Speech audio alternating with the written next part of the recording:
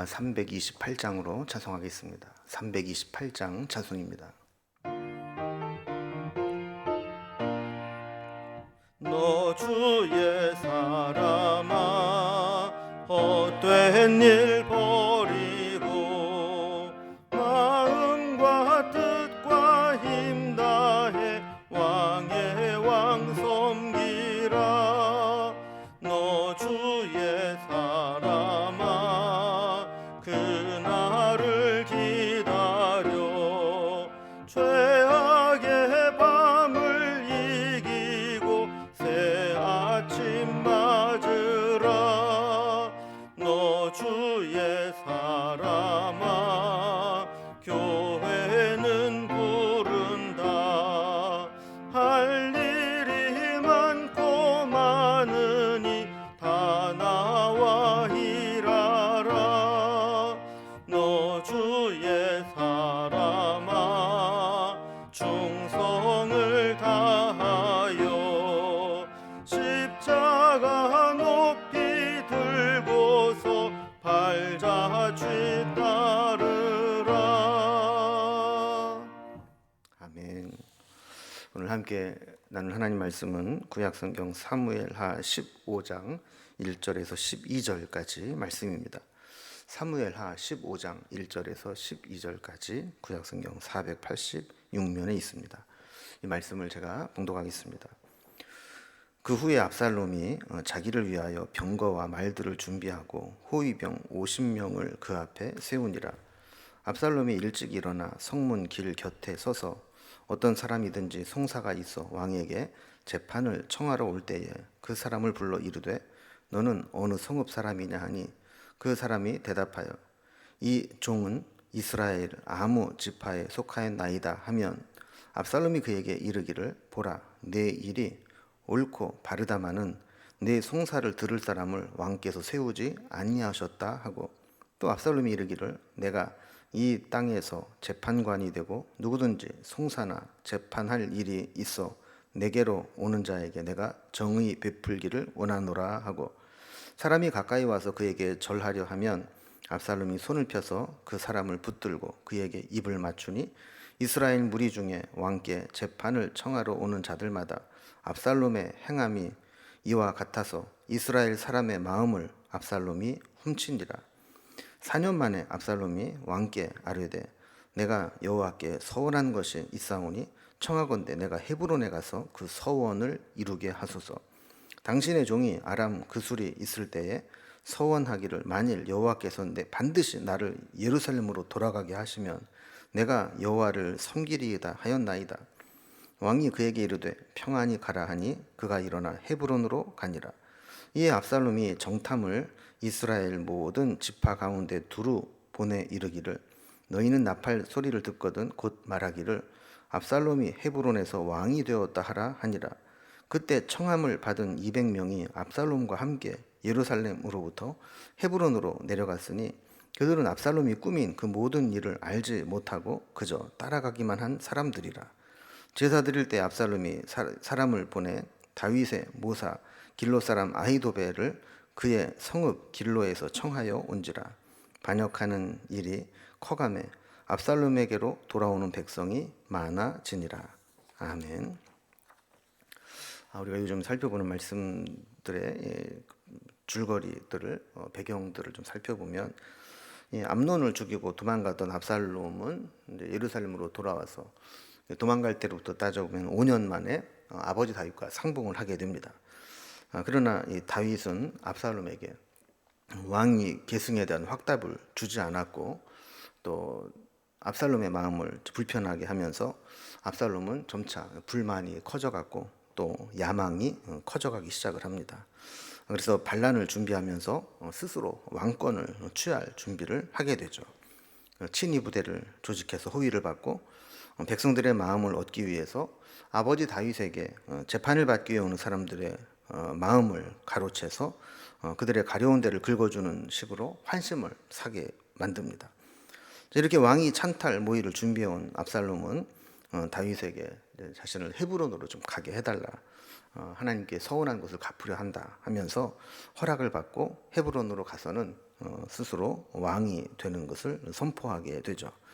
자, 이러한 내용으로 오늘 본문을 좀 단락별로 구분을 해보면 1절부터 6절까지는 왕이 될 준비를 차근차근 밟아가는 압살롬의 모습이 나오게 됩니다.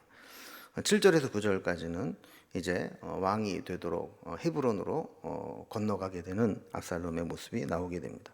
10절에서 12절까지는 헤브론에서 스스로 왕이 되는 압살롬의 내용으로 되어 있습니다. 단락별로 좀 살펴봅니다. 먼저 첫 번째 단락입니다. 왕이 될 준비를 차근차근 해나가는 압살롬의 모습이 나오게 됩니다.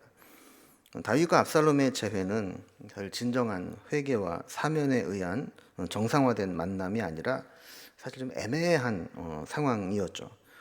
다윗도 압살롬에 대한 그 애정이나 용서가 완전히 이루어진 것은 아니었고, 압살롬도 자신에 대해서 미온적인 태도로 보이는 이 다윗에게 한쪽에서 불만을 품고 있게 됩니다.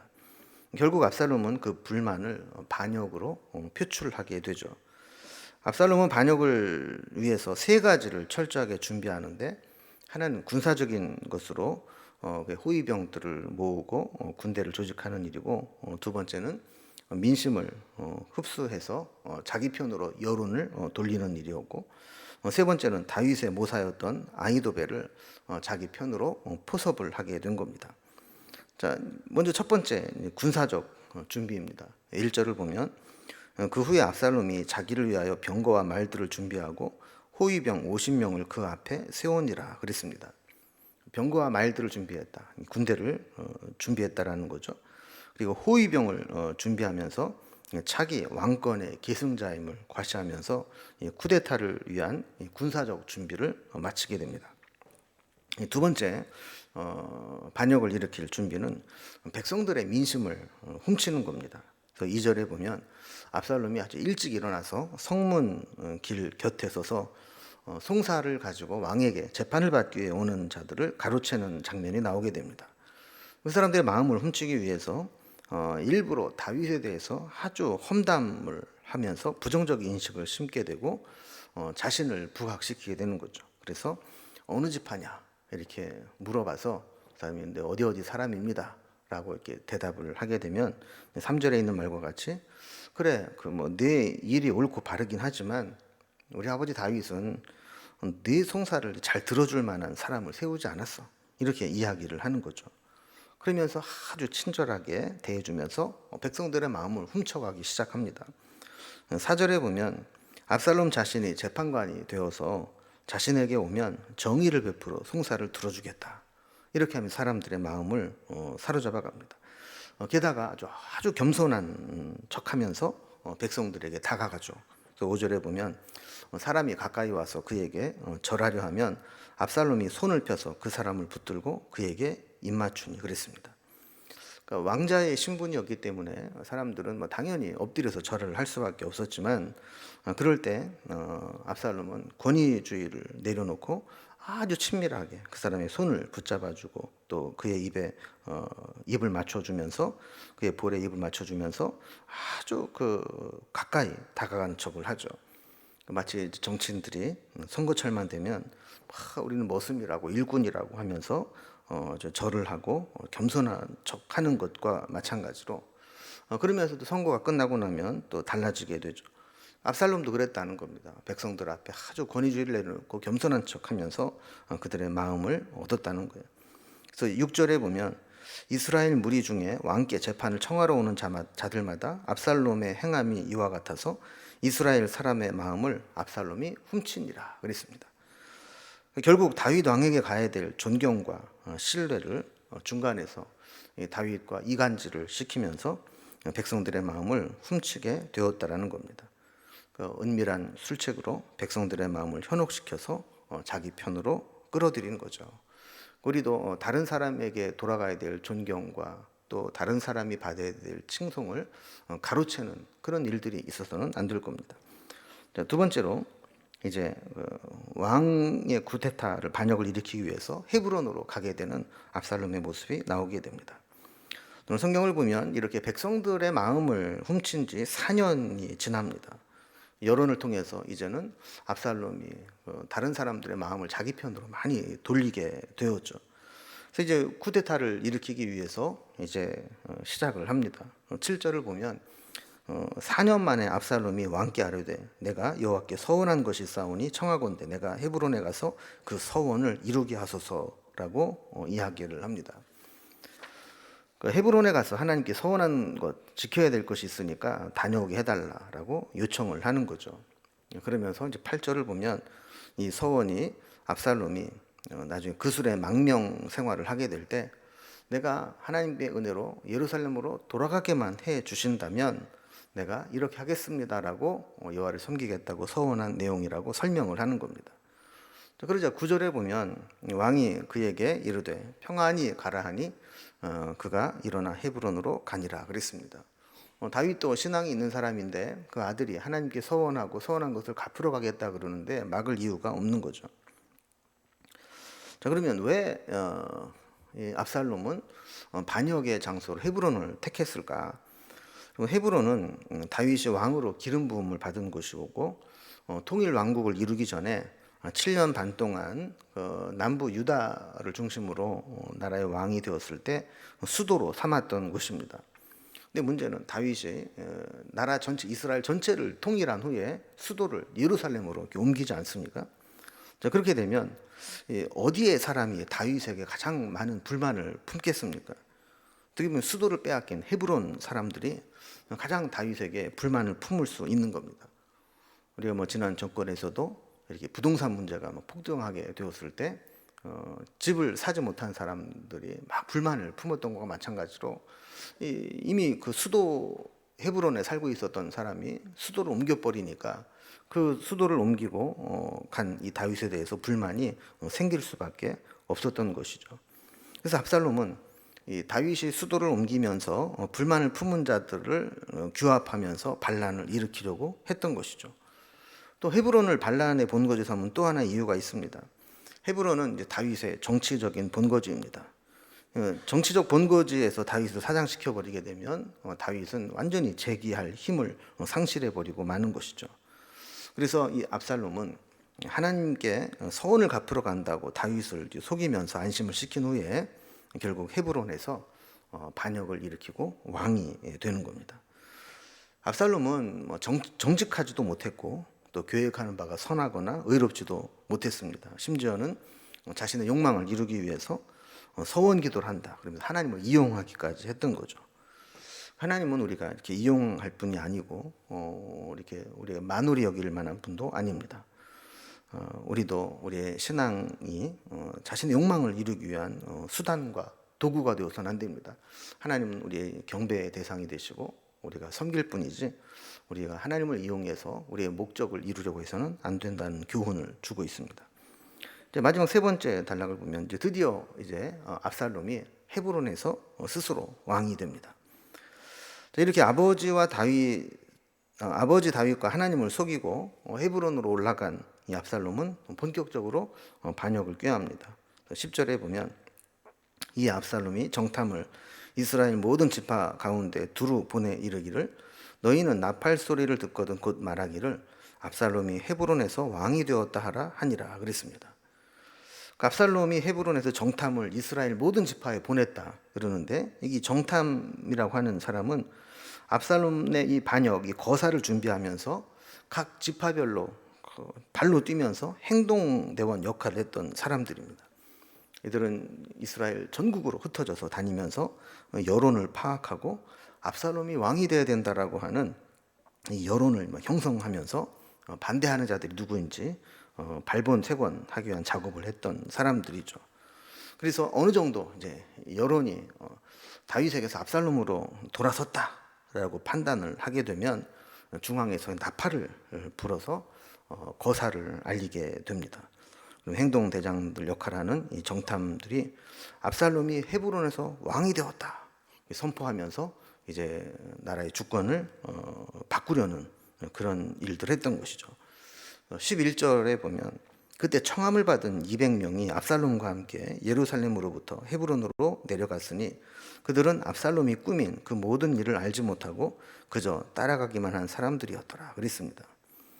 특이한 사람들이 나옵니다. 200명은 무슨 일인지도 모르고 압살롬이 가자 그러니까 그냥 초대를 받아서 헤브론으로 갔는데 거기 가보니까 그 모임이 반역을 일으키는 모임이었다라는 거예요. 거기에 참석했다는 것 자체만으로도 이제는 다윗의 반역자가 되었다라는 것을 의미하게 되는 것이죠. 그러니까 이들은 다윗 왕의 아들인 어떻게 보면 왕자가 초대를 하니까 거절도 못하고 따라간 자들이 많이 있었다는 겁니다. 그러니까 이런 유력 인사들이 압살롬의 초대에 응했다는 것은 압살롬이 정치적으로 그들을 이용했다라고 보는 것이죠. 그래서 자기 세를 과시하기 위해서 아마 이러이러한 사람들이 나와 함께하고 있다. 이걸 보여주기 위한 행동이었습니다. 이걸 보면 이제 압살롬은 아주 정치적으로 아주 뛰어난 술수를 가지고 있었던 것을 보게 되죠. 그리고 마지막으로 그가 반역을 일으키기 위해서 한 마지막 퍼즐을 완성시키는데 이게 뭐냐면 아버지 다윗의 모사였던 아히도벨을 자기 편으로 포섭을 하는 겁니다. 그래서 12절에 보면 제사 드릴 때 압살롬이 사람을 보내 다윗의 모사 길로 사람 아히도벨을 그의 성읍 길로에서 청하여 온지라. 반역하는 일이 커가매 압살롬에게로 돌아오는 백성이 많아지니라 그랬습니다. 이제 반역의 마지막 완성을 하기 위한 퍼즐로 다윗의 모사였던 아히도벨을 자기 편으로 추대를 하게 되는 겁니다. 그러니까 아히도벨은 다윗의 모사이면서 다윗이 빼앗은 밧세바의 할아버지였습니다. 그런데 자기 손녀의 인생에 풍파를 일으킨 다윗의 이 불만을 품은 이 아히도벨이 다윗을 떠나서 자기 고향인 길로로 내려가 있었던 것이죠. 압살롬은 이것을 이용해서 아히도벨을 자기 편으로 만들어 버렸습니다. 사실 이게 좋잖아요. 원래 다윗의 술사였는데 내 편이 되었다. 모든 사람이 이제 내 편이 되었다. 이렇게 분위기를 만들기에 아주 좋은 사람이었습니다. 권모술수와 변절과 반역으로 얻은 이 권력으로 압살롬은 스스로 왕이 되었다라고 스스로를 왕으로 추대하면서 백성들의 마음은 훔쳤을지 모르지만 그러나 하나님의 마음까지 훔치지는 못했습니다. 그래서 마치 3일 천하처럼 이 압살롬의 반역은 오래 가지 못하고 결국 아주 그 비극적인 상황으로 끝나게 되는 것을 보게 됩니다. 우리도 뭔가 정당하지 못한 일들을 하게 되면서 자꾸 편법을 쓰고 권모술수를 동원하고 하는 것은 세상 방법입니다. 우리는 하나님이 허락하실 때까지 하나님 말씀의 원리대로 하늘의 지혜를 따라서 행동해야지 하나님이 그 길을 인정해 주신다는 것을 잘 알고 있습니다. 우리가 오늘도 살아가면서 범사에 하나님을 인정하고 하나님의 뜻을 따라서 하나님의 방법대로 살아가는 믿음의 사람들이 될 수 있기를 주님의 이름으로 기원합니다. 기도하겠습니다. 하나님 아버지, 압살롬이 권모술수와 또 여러 가지 부정한 방법들로 왕이 되었지만 결국 하나님의 마음을 얻지 못해서 비극적으로 끝나게 되는 것을 우리가 알고 있습니다. 우리도 세상을 살아가면서 이런 세상적인 방법, 권모술수, 모략으로 살아가지 않게 하시고 우리는 우직하게 하나님 말씀을 따라 살아가며 하나님의 뜻대로 살아가는 삶을 살게 하여 주옵소서. 오늘도 믿음이 흔들리지 않게 하시고 무엇을 하든지 하나님의 말씀대로 믿음으로 살아가는 저희들이 되게 하여 주옵소서. 세상의 지혜를 따라가지 않게 하시고 오직 위로부터 주어진 하늘의 지혜, 하나님의 지혜를 가지고 살아가는 저희들이 되게 하여 주옵소서. 오늘 하루도 온전히 주님께 부탁드리며 예수님의 이름으로 기도드리옵나이다. 아멘. 각자의 기도의 제목들로 자유롭게 기도하시겠습니다.